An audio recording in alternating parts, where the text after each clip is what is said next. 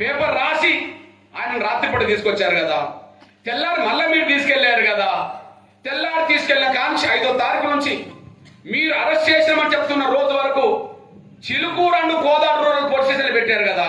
మరి మేము ప్రతిరోజు భోజనం తీసుకొచ్చాం కదా, ప్రతిరోజు మేము భోజనం తీసుకొచ్చాం కదా.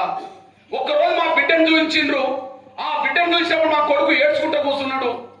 కానీ ఆ తర్వాత మేము భోజనం తీసుకెళ్ళింది పోలీసు వాళ్ళే, కానీ మేము ఇస్తే మాకు సూచించలేదు కదా.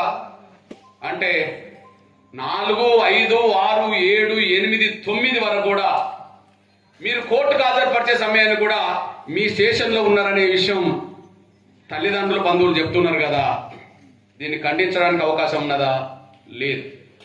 ఒకవేళ బంధువులు వీళ్ళందరూ చెప్పడం తప్పే అని నేను అనుకుంటా.